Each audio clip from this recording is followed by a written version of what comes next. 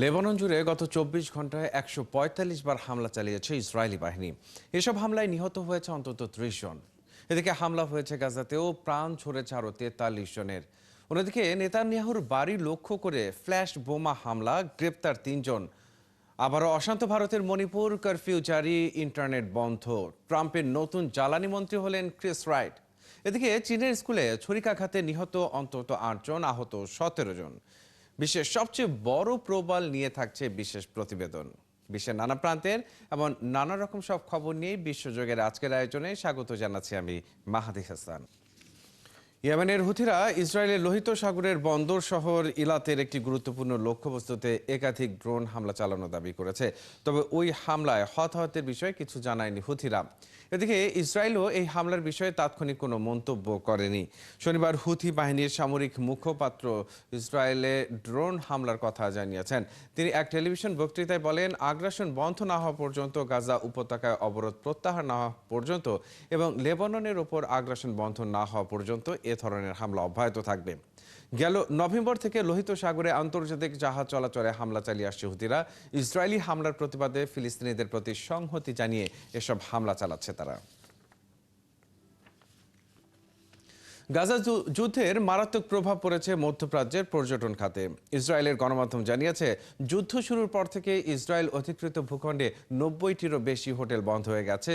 এর ফলে হাজার হাজার কর্মী চাকরি হারিয়েছেন। একই পরিস্থিতি লেবানন ও প্রতিবেশী দেশ জর্ডানেও। নিরাপত্তাহীনতার কারণে জনপ্রিয় সব পর্যটন স্থান পড়ে আছে ফাঁকা। বিপুল পরিমাণ অর্থের লোকসান গুনছেন এ খাতের ব্যবসায়ীরা। বিস্তারিত প্রতিবেদনে। ২০২৩ সালের ৭ অক্টোবর থেকে শুরু হওয়া সংঘাতের জেরে ইসরায়েলের প্রতি ৫টি হোটেলের মধ্যে একটি বন্ধ হয়ে গেছে। গাজা যুদ্ধের প্রভাবে ইসরায়েলি হোটেল বন্ধের হার ২০% ছাড়িয়েছে। পর্যটন খাতে ৮৫%-এর বেশি ঘাটতি দেখা গেছে। জেরুজালেম পোস্টের তথ্য অনুযায়ী গাজা উপত্যকায় সামরিক আগ্রাসনের পর থেকে ইসরায়েলের পর্যটন খাতে প্রায় ১৯.৫ বিলিয়ন শেকেল অর্থাৎ ৫.২৫ বিলিয়ন মার্কিন ডলার ক্ষতি হয়েছে। এর পাশাপাশি বিদেশি এয়ারলাইন্সগুলোর ফ্লাইট বাতিল হওয়ার কারণে দেশটির অর্থনীতির বিভিন্ন খাত আরও ক্ষতিগ্রস্ত হয়েছে। পর্যটন খাতের উপর নির্ভরশীল হাজার হাজার পরিবার এখন নতুন কর্মসংস্থানের সন্ধানে রয়েছে। সেখানে ছোট ব্যবসার ৮০%ই বন্ধ হওয়ার ঝুঁকিতে রয়েছে। যুদ্ধ শুরু হওয়ার পর ইসরায়েলের উত্তরাঞ্চলের বেকারত্বের হার অন্যান্য অঞ্চলের তুলনায় ২০% বেড়েছে। এদিকে গাজা ও লেবাননে চলমান যুদ্ধের প্রভাব পড়েছে জর্ডানের পর্যটন খাতেও। দক্ষিণাঞ্চলীয় পেট্রা, ওয়াদিরাম সহ অন্যান্য এলাকায় পর্যটকের আনাগোনা আগের চেয়ে অনেক কমে গেছে। বহু আবাসিক হোটেল বন্ধ হয়ে গেছে। সবাই এই পরিস্থিতিতে জর্ডানে আসতে মানা করছিল। বন্ধুরা বলছিল ট্যুরটা বাতিল হয়ে যাবে, কিন্তু শেষ পর্যন্ত আসতে পেরেছি। ভালো লাগছে ঠিকই, কিন্তু নিরাপদ বোধ করছি না। ১৬ বছর ধরে এখানে কাজ করি। সাধারণ সময়ে এখানে প্রতিদিন ৫-৬ হাজার মানুষ আসতো, কিন্তু এখন ৩০০-৪০০ পর্যটক আসেন। পরিস্থিতি খুবই বাজে। প্রত্যেকেই যুদ্ধ শুরুর পর থেকে বিপদে আছে। গত বছর জর্ডানের মোট অর্থনীতির ১২.৫% ছিল পর্যটন খাতে, কিন্তু যুদ্ধ শুরুর পর সেখানকার বিমানের টিকিট বিক্রি কমে গেছে ৩৫%। আর ইরান ইসরায়েলের পাল্টাপাল্টি হামলার পর এ হার আরও নিম্নমুখী। এদিকে যুদ্ধের মারাত্মক প্রভাব পড়েছে লেবাননের পর্যটন শিল্পেও। দেশটির গণমাধ্যম বলছে, ২০২৩ সালের অক্টোবর থেকে ২০২৪ সালের অক্টোবর পর্যন্ত দেশটির রেস্টুরেন্ট ব্যবসা ৭০% এবং আবাসিক হোটেল ব্যবসা ৮০% কমে গেছে। সৃষ্টি ঘটক, ৭১। ভারতের মণিপুরে ২ মন্ত্রী ও ৩ বিধায়কের বাড়িতে হামলা চালিয়ে আগুন ধরিয়ে দিয়েছে বিক্ষোভকারীরা। জিরিবাম জেলায় অপহৃত নারী শিশুদের হত্যার ঘটনার প্রতিবাদে শনিবার এই হামলা চালানো হয় বলে জানায় সেখানকার পুলিশ। এ ঘটনার পর আইন শৃঙ্খলা রক্ষায় অনির্দিষ্টকালের জন্য ১৪৪ ধারা জারি করেছে ইম্ফল পশ্চিম জেলার প্রশাসন। একই সঙ্গে ইম্ফল পশ্চিম, ইম্ফল পূর্ব, বিষ্ণুপুর, থৌবাল, কাংচিং, কাংপোকপি ও চুরাচাঁদপুর জেলায় দুদিনের জন্য ইন্টারনেট ও মোবাইল ডেটা সেবা বন্ধ করে দেওয়া হয়েছে। পুলিশ বলছে এদিন ইম্ফলের লামফেল সানাকেথেল এলাকায় স্বাস্থ্য ও পরিবার কল্যাণমন্ত্রী সাপাম রঞ্জনের বাড়িতে বিক্ষোভকারীরা হামলা চালায়। এছাড়া সাগলবন্দ এলাকায় বিজেপির বিধায়ক আর কে ইমোর বাড়িতে বিক্ষুব্ধ জনতা জড়ো হয়ে স্লোগান দেয়। এর আগে গত 2 দিনের রাতে মণিপুর আসাম সীমান্তে জিরি ও বারাক নদীর সংযোগস্থল থেকে মোট নারী শিশু সহ 6 জনের মরদেহ উদ্ধার হয়। এদের মধ্যে 3টি মরদেহ নিখোঁজের তালিকায় ছিল বলে ধারণা করা হচ্ছে। পারমাণবিক অস্ত্র ব্যবহারের বিষয়ে কৃত্রিম বুদ্ধিমত্তা নয়, মানুষের সিদ্ধান্ত নেওয়া উচিত বলে একমত হয়েছেন মার্কিন প্রেসিডেন্ট জো বাইডেন ও চীনের প্রেসিডেন্ট শি জিনপিং। গতকাল শনিবার পেরুর রাজধানী লিমায় এশিয়া প্রশান্ত মহাসাগরীয় অর্থনৈতিক সহযোগিতা সংস্থার সম্মেলনের ফাঁকে বৈঠক করেন বাইডেন ও সি। পরে হোয়াইট হাউসের বিবৃতিতে বলা হয়, পারমাণবিক অস্ত্র ব্যবহারের সিদ্ধান্তের উপর মানুষের নিয়ন্ত্রণ বজায় রাখার প্রয়োজনীয়তার বিষয়টি দৃঢ়তার সঙ্গে সমর্থন করেছেন দুই নেতা। এ সময় বিচক্ষণ ও দায়িত্বশীল পদ্ধতিতে সামরিক ক্ষেত্রে এআই প্রযুক্তি বিকাশের প্রয়োজনীয়তার উপর জোর দেন তারা। এছাড়া সম্ভাব্য ঝুঁকিগুলো সমাধানে বিবেচনা করার প্রয়োজনীয়তার উপরও গুরুত্ব দেওয়া হয়। দুই নেতার বৈঠক নিয়ে চীনের সংক্ষিপ্ত সরকারি ভাষ্যেও এআই সংক্রান্ত একই কথার উল্লেখ রয়েছে।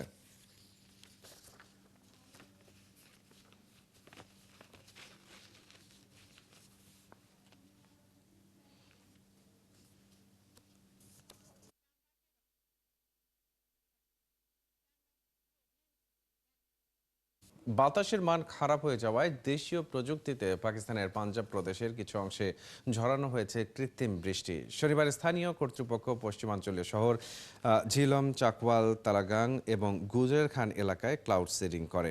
এর কয়েক ঘন্টা পরেই ঝিলম ও গুজারখানে বৃষ্টিপাত হয়।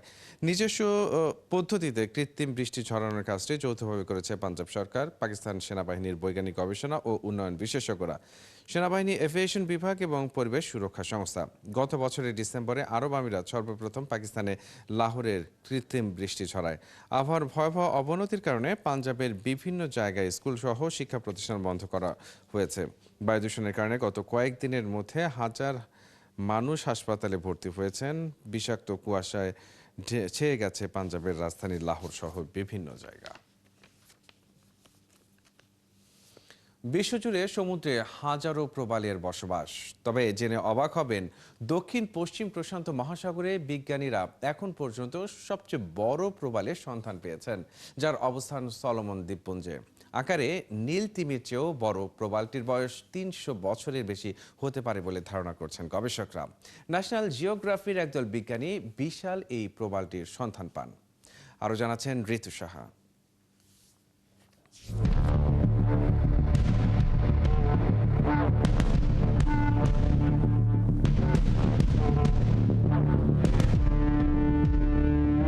বিশ্বের সবচেয়ে বড় এই প্রবালটির অবস্থান প্রশান্ত মহাসাগরে সলোমন দ্বীপপুঞ্জে। মজার বিষয়টি হচ্ছে, গবেষকদের একটি দল সলোমন দ্বীপপুঞ্জের স্বচ্ছ পানিতে ঘুরে বেড়াচ্ছিলেন। তখন সবচেয়ে বড় প্রবালটির আকার দেখে তারা ভেবেছিলেন এটা কোনো জাহাজের ধ্বংসাবশেষ। তবে পরবর্তীতে গভীর পর্যবেক্ষণের পর জানা যায় এটি এখন পর্যন্ত পৃথিবীতে পাওয়া সবচেয়ে বড় প্রবাল। সলোমন দ্বীপপুঞ্জে পাওয়া সবচেয়ে বড় এই প্রবালটি প্রায় 300 বছর ধরে গড়ে উঠেছে বলে ধারণা করছেন বিজ্ঞানীরা। পানির নিচে পরিমাপের জন্য ব্যবহার করা হয় এমন টেপের সাহায্যে অভিযান অংশ নেওয়া বিজ্ঞানীরা প্রবালটির আকার মাপেন। এতে দেখা যায় এটি 34 মিটার প্রশস্ত, 32 মিটার লম্বা এবং 5.5 মিটার উঁচু। প্রবালটির এই বিশাল আকার পৃথিবীর সবচেয়ে বড় প্রাণী নীলতিমিকেও হার মানায়, কেননা পৃথিবীতে পাওয়া সবচেয়ে বড় নীলতিমির দৈর্ঘ্য ছিল প্রায় 30 মিটার। বিজ্ঞানীরা বলছেন নতুন আবিষ্কৃত প্রবালটি সুস্থ রয়েছে। এই নমুনাটি অনেক প্রবাল প্রাচীরের চেয়ে গভীর জলে পাওয়া গিয়েছে, ফলে সমুদ্র পৃষ্ঠের উচ্চ তাপমাত্রা থেকে এটি নিরাপদ ছিল।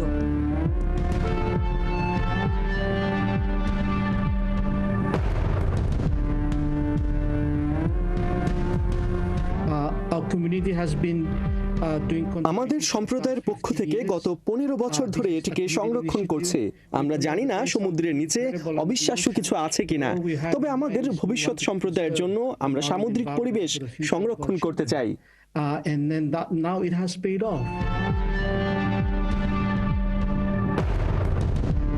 পৃথিবীর বুকে এর আগে সর্ববৃহৎ প্রবালের অবস্থান ছিল যুক্তরাষ্ট্রের সামোয়াতে, যেটার নাম ছিল বিগ মামা। এর তুলনায় সলোমন দ্বীপপুঞ্জে পাওয়া প্রবালটি প্রায় 3 গুণ বেশি বড়।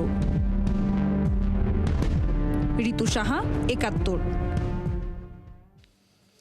এই ছিল আজকের আয়োজনে। কাল একই সময়ে আবারও হাজির হবে বিশ্বযোগ। চোখ রাখুন ৭১ ফেসবুক পেজে এবং সাবস্ক্রাইব করুন ৭১ ইউটিউব চ্যানেল। ৭১-এর সঙ্গেই থাকুন।